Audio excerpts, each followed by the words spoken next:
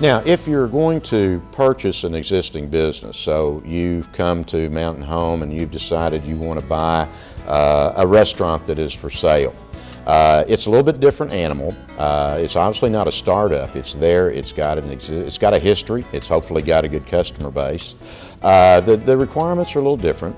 First of all, you do need to be able to understand again the asking price, and one of the important parts is determine how much of that asking price actually can be tied to what we would call hard or real collateral.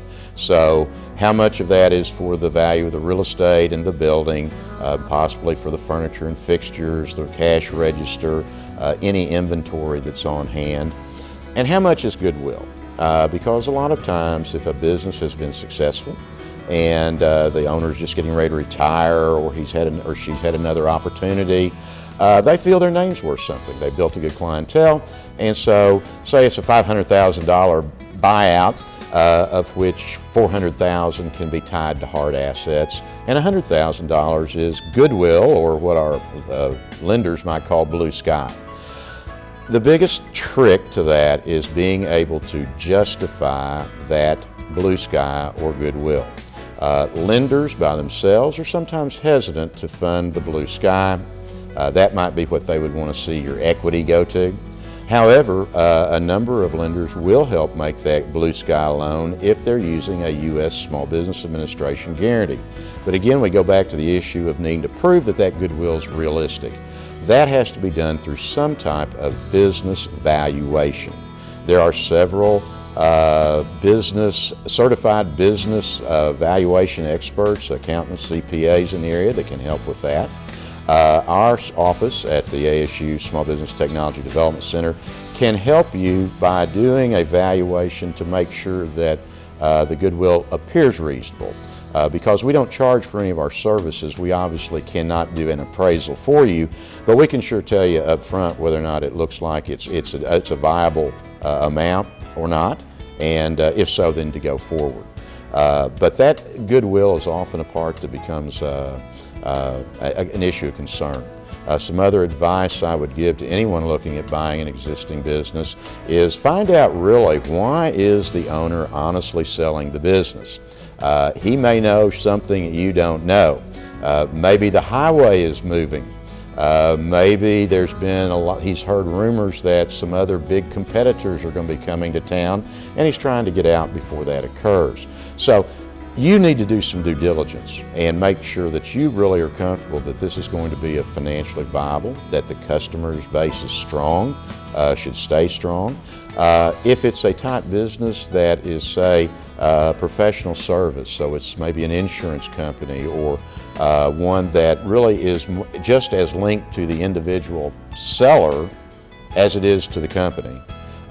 Make sure you know that you've got an agreement, that there will be a non-compete, and why.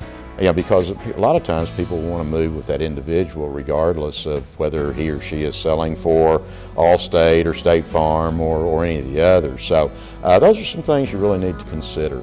We do have plenty of literature about how to evaluate a business yourself. If you would like for us to provide that, we'd be glad to do so. But understanding those back parts, especially on the goodwill, why the sale is actually occurring, is a critical part to buying out an existing business. There are some programs out there, such as the Federal Home Loan Bank of Dallas Economic Development Plus program, that it can actually help you with that equity. For every dollar you inject in equity, the Federal Home Loan Bank can actually match you $1.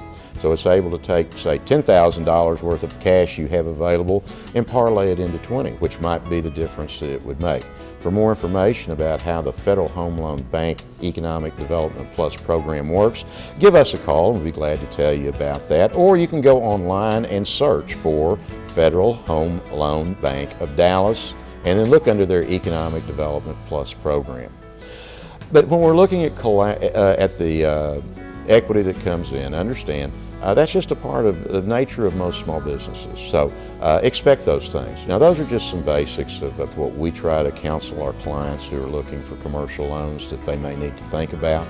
And obviously there are a lot of, another one especially for a startup is you really do need a business plan. You need to be able to walk in with something other than what you've jotted down on a napkin at the coffee shop before you went to the bank that shows that information to the borrower. And again, the ASU Small Business Technology Development Center, my consultants help people with business plans on a daily basis. So we'd be glad to help anybody who's seeing this, is looking at starting a business, especially in Mountain Home. Give us a call. Let us see what we can do to help. If you'd like to contact the ASU Small Business Technology Development Center, you can call us at our office, area code 870-972-3517. You can send us an email, and the email is just ASUSBTDC@astate.edu.